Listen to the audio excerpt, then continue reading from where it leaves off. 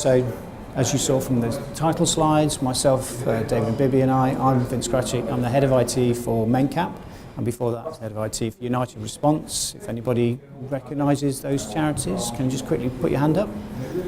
Excellent, good. And David? Yeah. You are? So I'm David falling asleep already. It's not a good sign, is it? So I'm basically I'm a consultant. So I've been working with Vince at Mencap for about 4 years now, helping him with the IT strategy. And before that, we've both worked outside of the charity sector, so we thought we would share our experience of what we've learnt, and that's why we're here. So we're talking about the highs and lows, we're talking about our real-world experience. Most importantly for you guys, this isn't a sales pitch, so there's no product marketing here, this is just what we felt. It's about things that we've learned, a few things that come out of it, mistakes, and hopefully some themes that will come through this that you can take away. How we're going to do it is we're going to talk through actually as a journey, mostly focused on they're very similar journeys for United Response and Mencap, but the journey at Mencap that I took, and we're going to break it into smaller parts. So with a Slido, if you've got questions, we'll have short breaks between the journey. It's broken into 4 steps. You can ask questions there and we'll take a small moment. If not, David will prod me with a few things that he's asked me as I've gone along. So that's how we're going to approach this presentation. So, who are Mencap and United Response? Okay, so as Vince mentioned, so we're essentially talking about learning disability. How many people here actually know what learning disability is? That's really good. That's really impressive. For those of you who don't, learning disability is a reduced intellectual ability to do something, and it can be anything from getting dressed, going shopping, and essentially a learning disability charity like Mencap or United Response is there to provide support to people with that learning disability. And in the UK there's 1.4 million people with learning disabilities, so it's a huge sector, huge demand. Mencap itself supports 5,000 people with learning disabilities, and in doing so it can do anything from providing support and care in a residential situation. It can actually provide that in people's own homes, called supported living. But it also lobbies and campaigns on behalf of people with learning disabilities, and also provides advice to people with learning disabilities and their families. We actually run a learning disability helpline which takes over 13,000 calls a year. So it's a big area, it's a big sector, very complicated, and there's a big demand. So I'm not going to go much further into that because I'm going to hand over to Vince, and he's going to talk about the more interesting subject, or depressing subject of money. So, when we got asked to do the presentation, we talked about this. When we talked about it, it's how do we, from our experiences, how do we talk about introducing technology to charity sector? And we looked at it, the charity sector is a very big place. Not all charities are the same. The fact is that in this sector, there's 168,000 charities. So there's a huge piece, huge amount of people in this sector. Therefore, size is a big factor. Money is a big factor. So when you look at something like Mencap, we are one of the largest. In fact, we're just outside the top 30 in terms of revenue. We're also the 5th biggest by size of employees in the sector. So as Mencap goes, even United Response goes, they're very large charities. So that's great. We employ a lot of staff, we do a lot of support. However, when you look at something as a comparison, Save the Children, which we did do, we tried to do a very simple math breakdown of how much money per employee you get in the charity. And Save the Children gets roughly £59,000. This is all data from the Charity Commission. Royal Mencap Society gets £24,000. United Response £22,500. So these are quite big variations about the money and the size of employees. Therefore, we have to spend a larger percentage of our income and what we take on per employee, but we have to make it go a lot further. So what does this mean when you introduce technology into a 21st century or 21st century technology into a charity? It depends on the charity and it depends how much money you've got. For us, or for me in particular, it means that there's less money for IT when you're putting it into your charity, which I suspect is going to resonate for quite a few people in this room as well. Is that, can I just take a quick poll? Is that fair? Does it feel the same for everyone? Mm-hmm. Trying to do more with less. And that's very stark in this sector. So, the challenges are pretty big too. The challenges in this sector is we have a very high turnover of staff. So we're actually not, this figure that I've put in front of you here, 34.8% turnover of staff, that's across this part of the sector.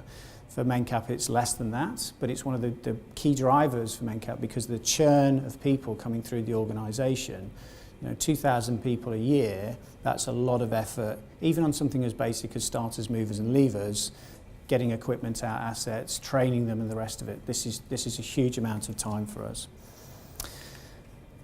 Also, this was fascinating when we looked at this to try and get this down as a figure for you, to bear this in mind that social care funding has been reduced significantly in the last 10 years. And even in the next year, it's going to be reduced further by a further 1.3 billion and 36% cuts, which impact straight away to us. So in the last 10 years, that's 60% reduction to the income that we take in as an organisation. But equally, the flip side of that is the money that we pay out for those employees has a huge impact as well. Who knows who Kit Harington is? Well. Does anybody know what the sleeping crisis is in the sector? It's terrible, isn't it, from our campaign? Have a look at Kit Harington on the web, but the sleeping crisis is a back pay issue of how we're funded, and it potentially for the sector can bankrupt a whole number of the people in the learning disability sector, where we're being asked to pay back pay for staff over a certain how many hours we pay for sleep-ins. I can't even begin to get it across here, but look it up. It's shocking and quite scary for the sector itself. And there's an accumulator every year for something called the National Living Wage, of which we are most of our staff are paid the National Living Wage. Just a 30p increase for Mencap translates to 3.2 million quid per year. So we're having less money coming in, paying more out to the staff, and we have a high volume of staff. I'm not trying to depress you, but it's a significant impact to how you introduce what you introduce from a technology perspective. And I think this is a really important point that will come through when I talk about the journey. And there is a point to the pictures at the back of these, if you can make them out, in terms of it is a journey in building. Both charities, both United Response and Mencap, were coming from a very low base in terms of IT investment, and equally a very low level of IT maturity in thinking across the organisation. So just setting that scene.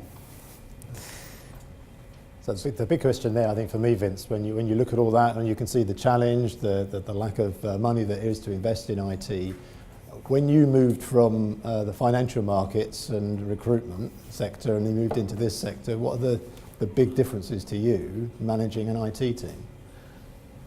Money. It's money, but to be less flippant, it's also the biggest challenge was the mindset and the culture that I encountered, because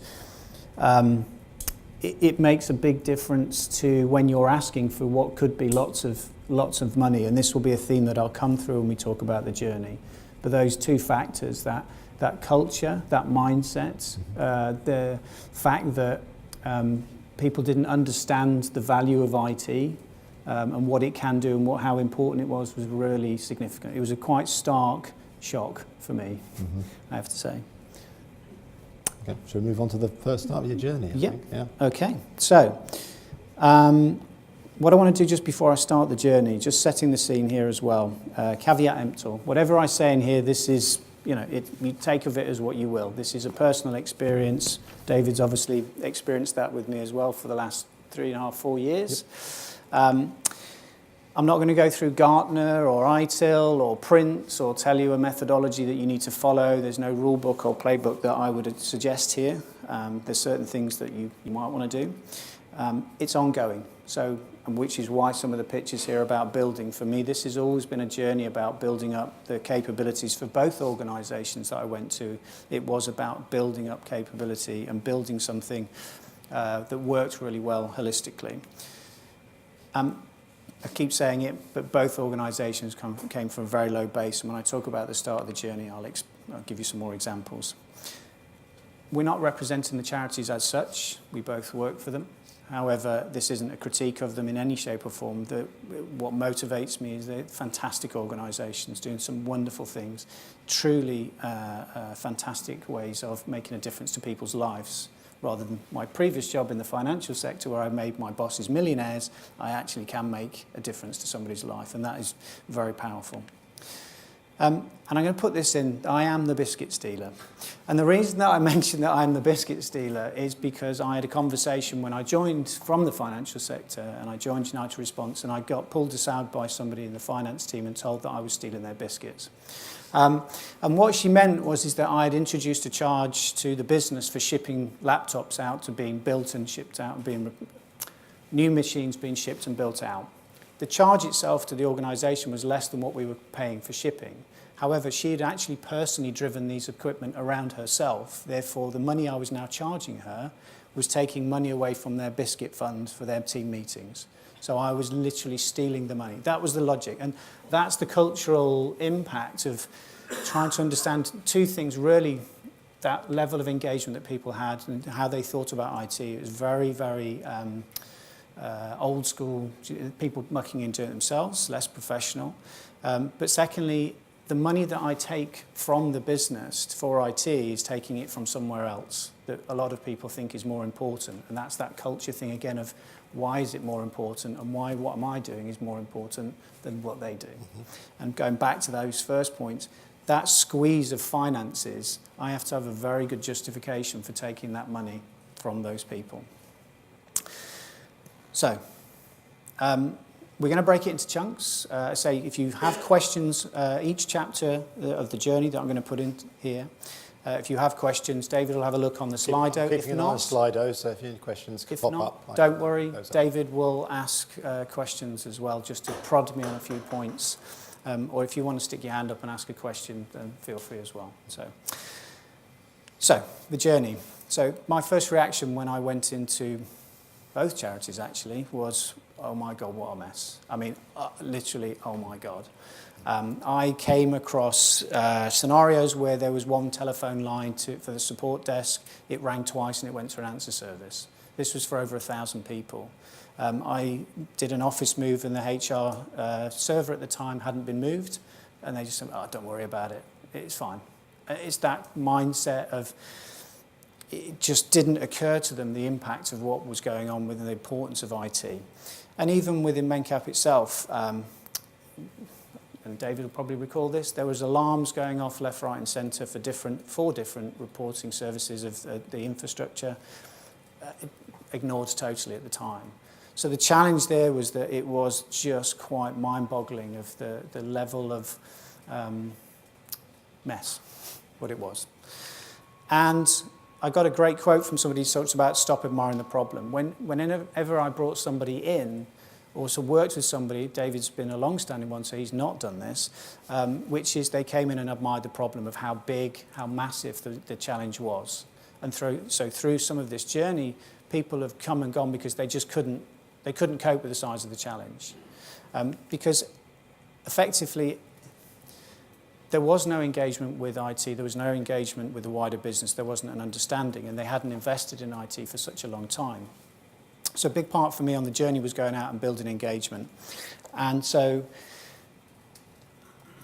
as I went out there, I got called the Dorian Gray of IT, because I'd go to every meeting, I'd meet with as many people as possible, and I just absorbed all of those angst, the anger, the frustrations, what they wanted, what they didn't like, and all the rest of it. At the same time, while I'm going through that, an important thing to bear in mind is you have to find tactics of how you solve some of these things, but you're always trying to think strategically. As you go along, effectively, you need to think about the strategy. At the back of your mind, thinking about the strategy. And there's always an opportunity to go with it.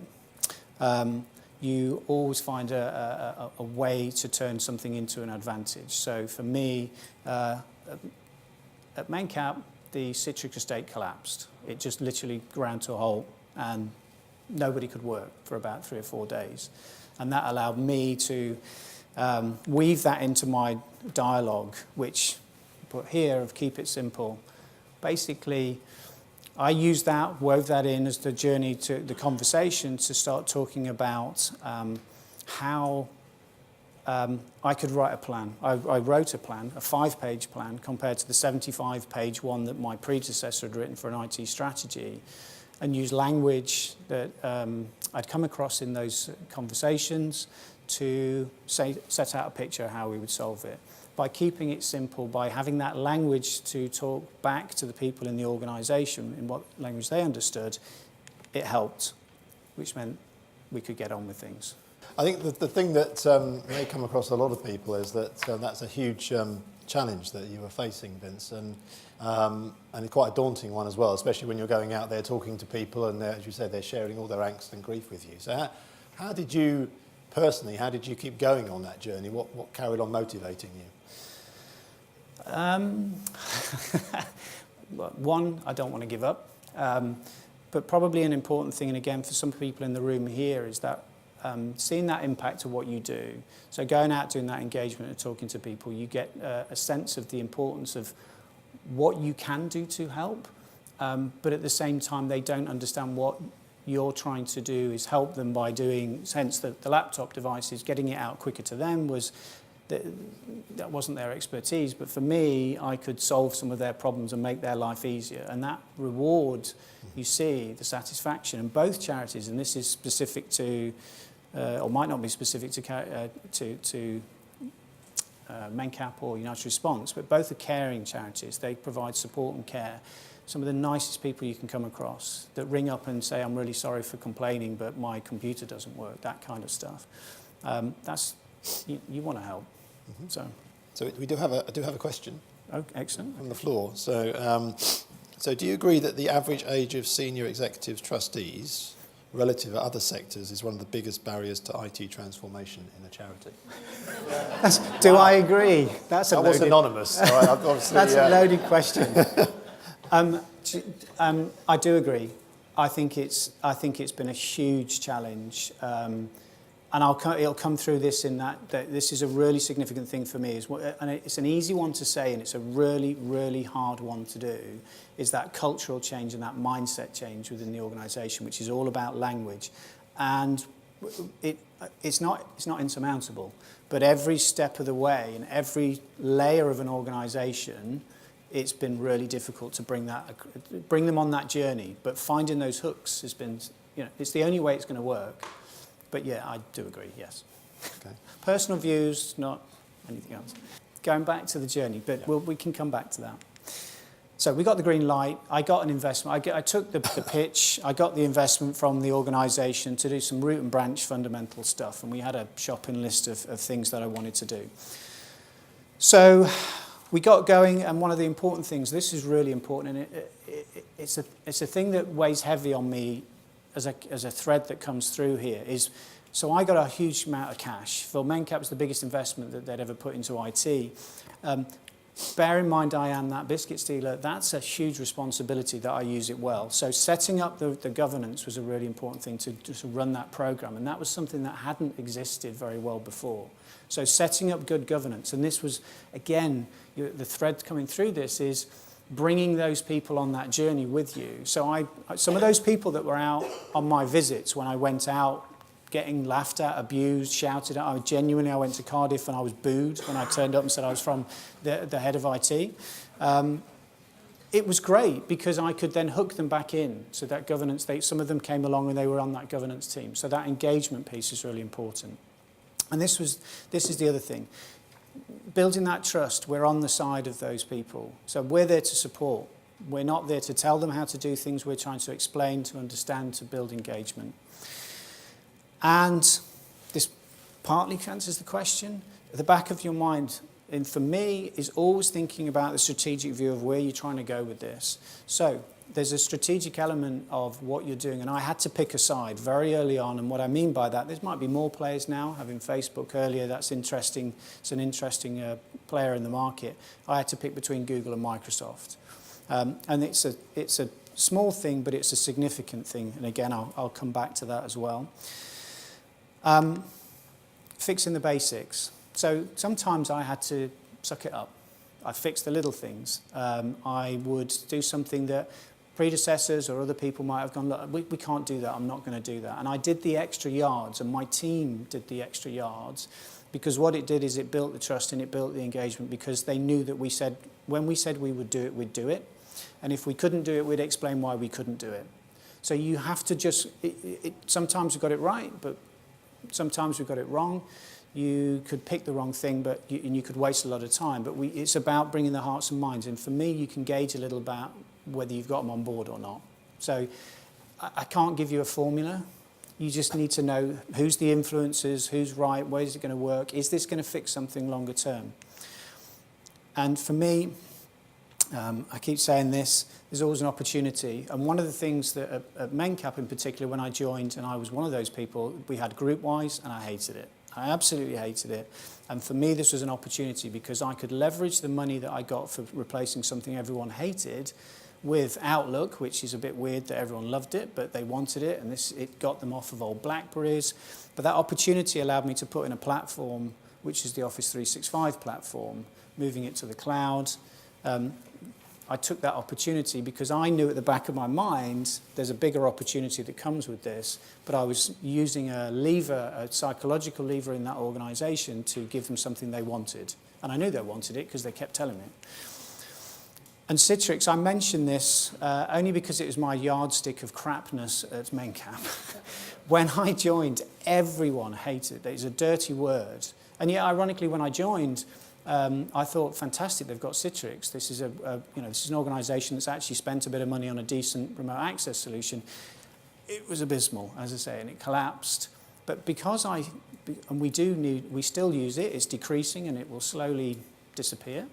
But as a yardstick to the organisation, I had something that I could keep going back, and they saw improvements, and they felt improvements. So that psychological thing about, we don't even talk about Citrix now, it just works. That gave me some kind of hook in the language and the journey for people to buy and carry on with that engagement. And for me, building a fledgling team and staff, that was ongoing. That part and parcel of, again, a thread for me, the people in my team is really important. And that other thing, so again, so a few bits of takeaways in this is stabilising applications allowed me to gather the shadow IT. When I joined Mencap, the team was very small because most of IT had disappeared off. Other parts of the business ran it because IT had run it so badly. By building that trust, they gave it back. So we could start pulling that back together and actually have a functioning IT department. So this, for me, was about winning the hearts and minds, part of it, putting in the foundations. I'm going to pause at that point. So do we have any questions? I've got a couple of questions. One question from me and then one question from Anonymous, who's back again. Oh, the best ones. For those people who were listening in the earlier bit when we were talking about the size of the organisation, that Mencap is 8,000 plus strong. Mm-hmm. When you're talking about this strategy, are you talking about all 8,000 people, or is it a different number? It's a really good point, and we will get into it in the third part of the journey. But when I joined the organisation, and this is the same for both, because IT wasn't seen as, and it wasn't felt to be an enabler for the wider organisation. Most of what we have is support workers. They're mostly field-based workers. They're not traditional IT. Most of the audience, most of the staff there didn't have access to IT, or really bad access to IT. So for me, yes, they should have done. And this was the strategic thinking at the back of the mind for me. When I first went in and proposed it, it was no. We don't need IT for our staff. So 2 years later, when I went back and I built up a case, then it was more. And again, we'll get that into the third part of the journey. But it was a good example of why I'm saying the right thing. But when I first went in, absolutely no engagement, no understanding, no trust. It was a complete no. We're not giving IT to support workers. So bear in mind that's over 6,000 people at Mencap. So my user base when I started, IT user base was probably around 1,500 to 2,000 people, whereas Mencap is nearly 8,500 people. So at the beginning, no. Okay. And so a question from the floor. So did you empower staff across the organisation to become accountable for the wider IT strategy, not just gain their support, but gain their ownership of digital? God, I don't know if we've got time to. Just with the number of staff, I'm not sure if I can answer that quickly. So a mixture of yes. With the engagement, there is some empowerment, and I'll get into, if they dare, the anonymous person wants to talk to me afterwards, I'll explain a bit more about how we are trying to empower people with this. And it's part and parcel of we can only afford to do so much, and that ownership has to come with it. So I'm just conscious of your lunch, so I will move us on. So chapter 3. For me, so this is in a timeline, we're up to around sort of like year 2.5, 3. We had a program that started called Better, Faster, Digital, which was to start enabling the rest of the workforce to be digitally enabled. So for me, that was a joined-up program. It was a showing of maturity of the organisation starting to think and engage. And by that point they bought into the concept, they'd seen the value. Some of the language that we'd got was moved on from Citrix is crap and it doesn't work to actually, I can see how we can benefit here, and we can give IT out to the rest of the organisation. It also meant that the organisation, and this is back to the maturity curve of the IT maturity curve, is the governance wasn't just about IT type programs. This was about change programs. So the wider governance team had got bigger, and the gearing up for the masses. So by giving IT to another 6,000 to 6,500 people, a big part of my activity in this time period has been about actually equipping our team and our organisation to be able to cope with that churn, to cope with those number of users. That's no small feat to go from a very small base to a very large base in a short space of time, even when you look at the volumes of activity of, let's say, 2,000 new joiners every year, plus the 6,000 we're enabling. Through the journey, what I've learned through this as well is that change is really hard to do, and this is where the wider business engagement comes in. A change project for IT isn't actually about the IT. The IT has actually become quite easy. It's about getting that organisational model to start to change. So this is where that wider business engagement happens. Strategically, tactically for me, and this is a point, whether somebody takes this away from this session, is that we couldn't afford to put in a agile development team. We didn't have development resources, but we knew we needed to do development. So we took this opportunity to bring in some technology called low-code platforms. Anybody here know what a low-code platform is? Okay.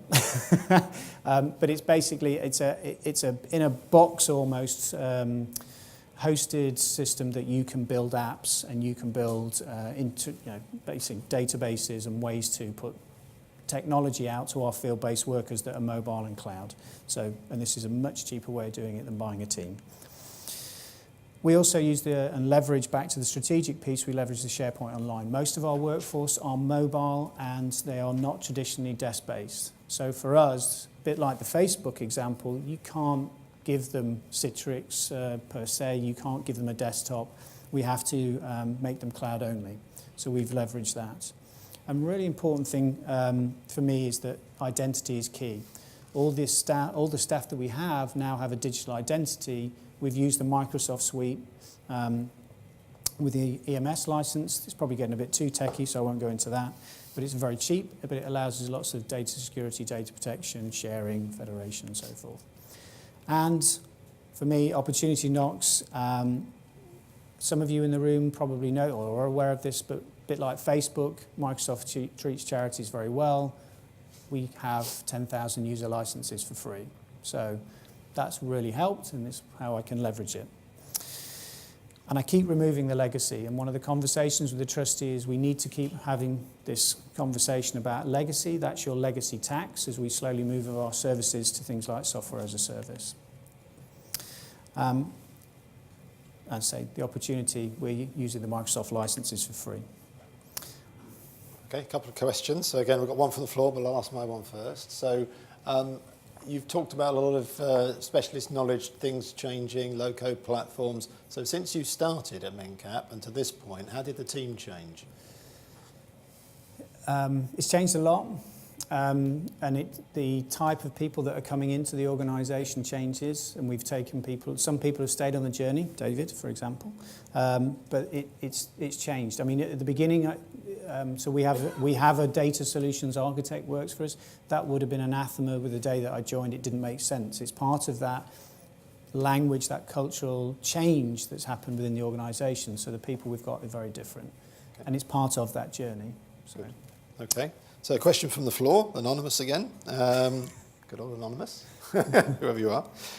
We have a willingness to update, yeah, but we need to be sure of what we spend as money is tight.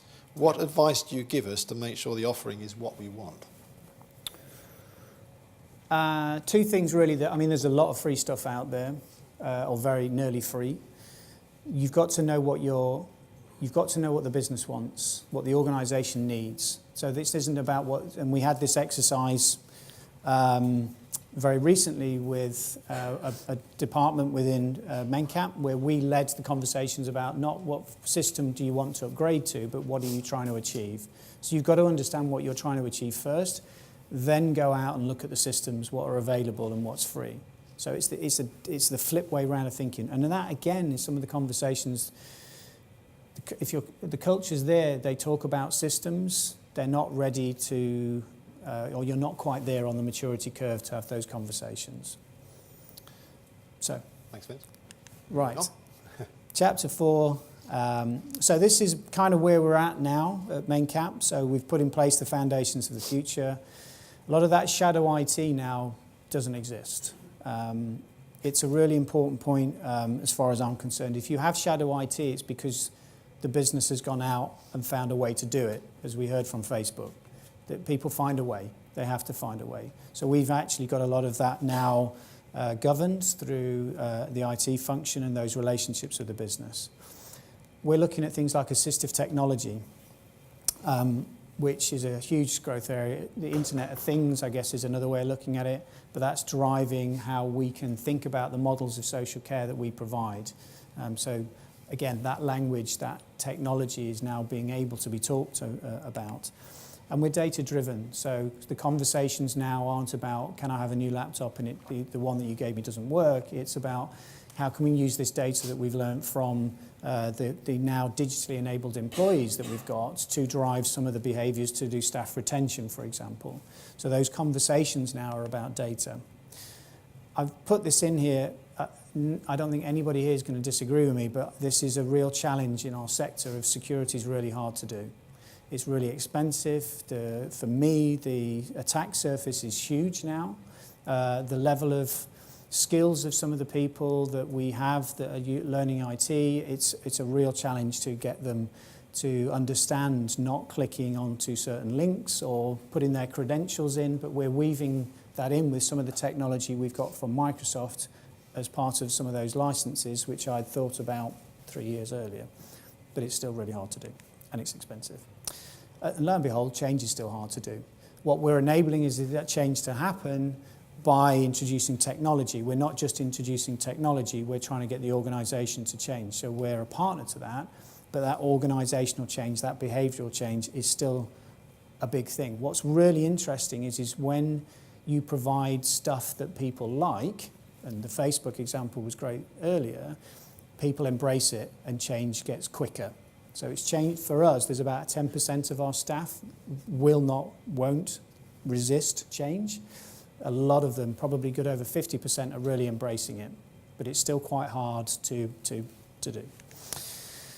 And I put this in, it's a really important one for me, and it's a really pleasing one, is that once you get that level of maturity, if you have that engagement, you have that trust, you start to walk in step with the business, you become a partner. For me, IT is a service, so we're now starting to do that. We're leading on a lot of the conversations. Business systems aren't bought without first talking to us, and we're helping on those procurement exercises, proof of concepts, you name it. So, okay. I'm going to stop at that chapter. There's one final summary slide before lunch. Okay, we'll have just one question, so we've got time to do the final slide. So, Affordable hardware always proves difficult to source. How would you justify to donors you're spending on higher spec kit rather than expecting cheap refurbs? Oh, God, do you know, I could do this in 5 minutes. I cannot talk about this in 5 minutes because there's a fantastic thing we're using at the moment called Neverware, which we put Chrome onto old kit. So we're getting basically a Chromebook because it's cloud services. We're providing cloud services. Works out at about 40 quid per device. So buying expensive kit, I'm actually a big fan of the BYD and we're pushing a lot of that. So I could talk for hours, but I'm not going to because I can already see people are itching to go for something to eat. So again, grab me outside of this and I can have that conversation. There is another argument, just as a quick one, that if you buy expensive kit, it'll last longer. But I say, and I try not to talk about hardware at Mencap. I really don't, because to me that's not what we should be talking about. We should be talking about the business enablement and the data that goes with it. Because I've tried to summarise. When I went through this, I was trying to summarise. There's some themes that came across in both the journeys for United Response and for Mencap. Is there anybody doing my role or similar sort of role, has the sort of responsibilities I do, which when I joined Mencap was just fix it, and that was the mandate. I've learned that people, and that's not just the user base, the people in the organisation, they're absolutely critical. But the people in my team, the culture, the mindsets, the behaviours in my team are fundamental. I would hire somebody that's more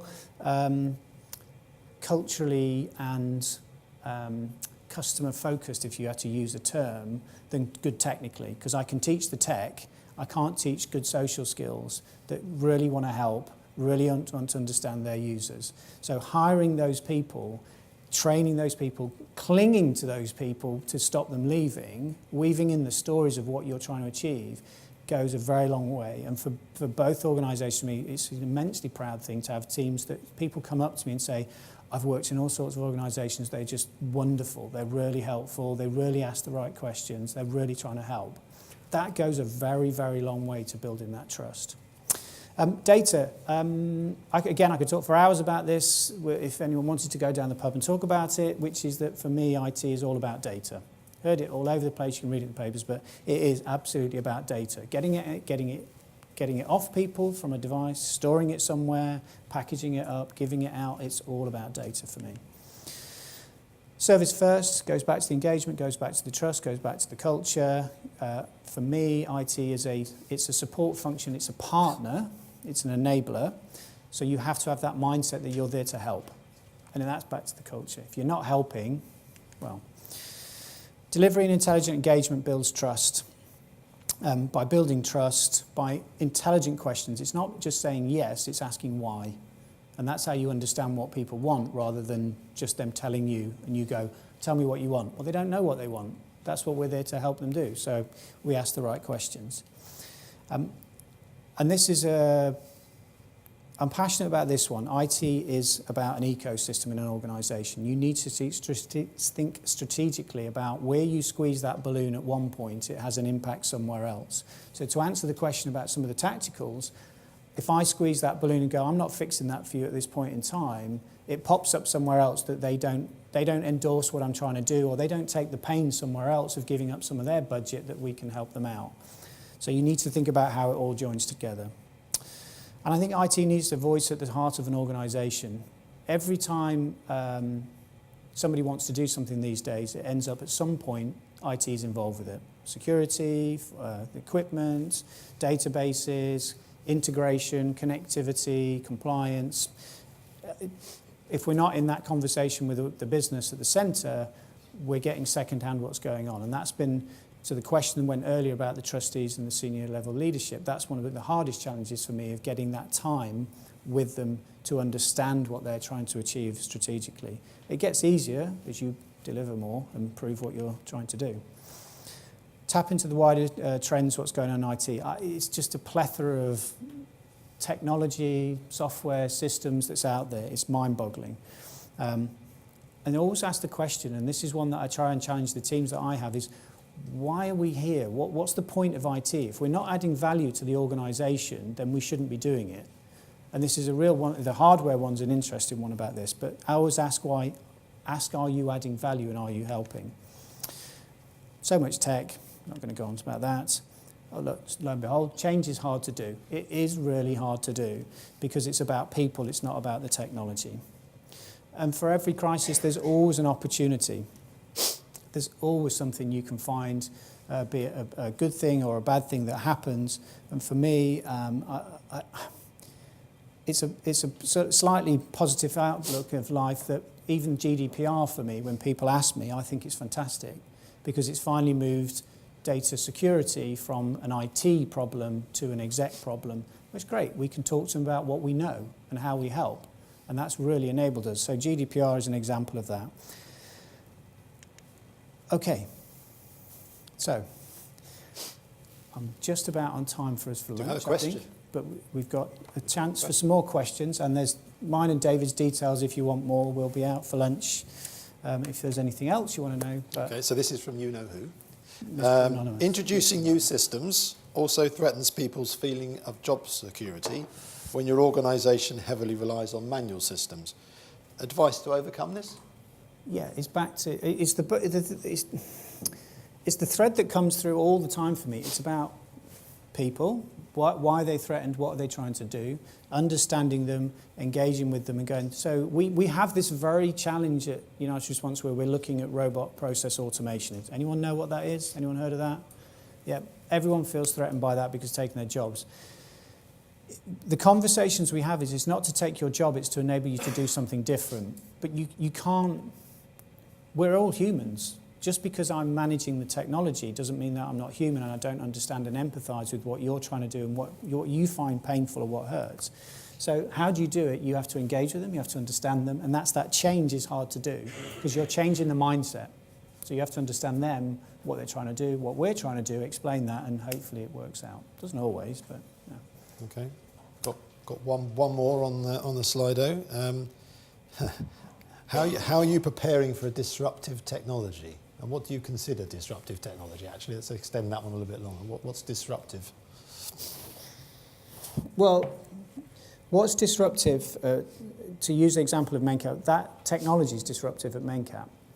And it's changing that business model, the way that we operate, and we have to operate. So by being pincered between less income and more outgoing in terms of salaries for staff, we are being forced to change. And so as a disruptive technology, IT enables us to do that. So it's turning that opportunity around. That's how I'm coping with it. Mm-hmm. And because social care is about providing often just a few hours or a day or 24/7 care for somebody with a learning disability, it's a very personal experience. So you have to blend that into how they work, what help, what not just for the staff, because that's an operational cost, but for us, really important with the person we support, how it's helping them. And assistive technologies is a disruptive tech. So that's how we're coping with it at Mencap. But I'm always looking, always seeing this. As I say, there's so much tech out there.